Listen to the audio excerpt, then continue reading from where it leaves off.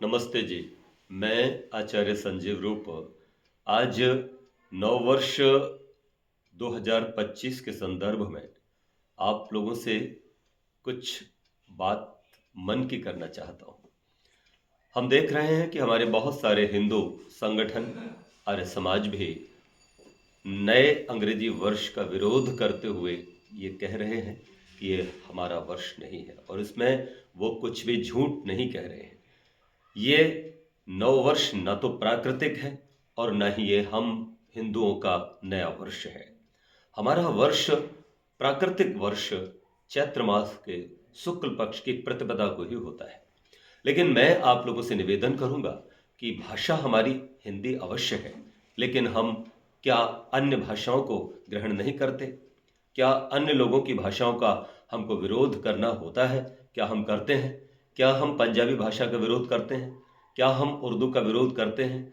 क्या हम अंग्रेजी का विरोध करते हैं? तमिल का, बांग्ला का, मराठा, जो भी अन्य भाषाएं, क्या हम उनका विरोध करते हैं? मेरे देश के बहुत सारे लोग इजराइल गए हैं, हिब्रू सीख रहे हैं, तो क्या हम हिब्रू का विरोध कर रहे हैं? हमें किसी भी भाषा का विरोध नहीं करना, किंतु हम अपनी हिंदी पर गर्व करते हैं।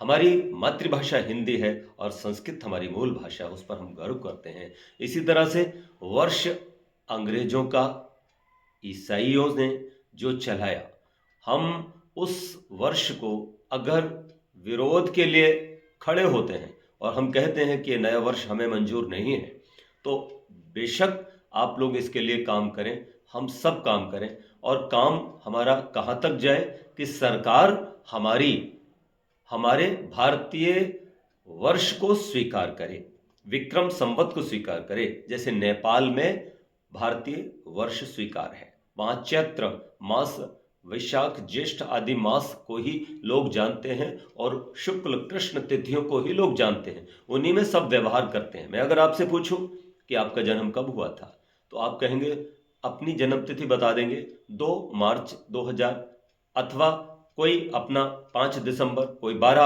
अक्टूबर, कोई कुछ बताएगा। अच्छा, आपकी मैरिज कब हुई थी? हाँ, मेरी मैरिज 22 मई को हुई थी। कोई अगर पूछे कि आपके फादर की डेथ कब हुई थी, अगर उनकी डेथ हो गई है तो ओल्ड, लगभग 90-100 साल के होकर के आपके परदादा एक्सपायर हुए थे, तो आप बताओगे कि जो है 12 जनवरी को हुई थी। तो चाहे मृत्यु हो, चाहे जन्म हो, चाहे आपकी बेटी का विवाह कब होने जा रहा है कि 12 मार्च को मेरी बेटी का विवाह है। होली कब है जी? तो आप कहते हो होली जो है 14 मार्च की है।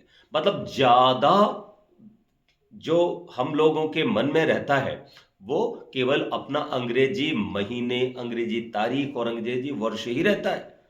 यानी हमारे लगभग लगभग 95% जो व्यवहार होते हैं वो अंग्रेजी वर्ष और महीनों और तारीखों के हिसाब से ही होते हैं।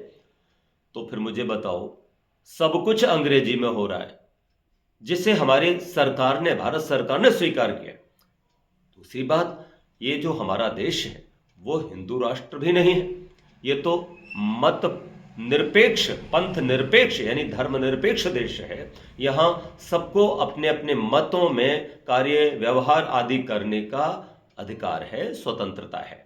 तो हम लोग अपनी स्वतंत्रता का उपयोग करें और अपनी स्वतंत्रता का उपयोग यूं करें कि अपनी मातृभाषा पर गर्व करें, अपने भारतीय वर्ष को कहें ही, अर्थात नव वर्ष तो चैत्र शुक्ल प्रतिपदा को ही है, किंतु अंग्रेजी वर्ष, ईसाई वर्ष 1 जनवरी को आ रहा है।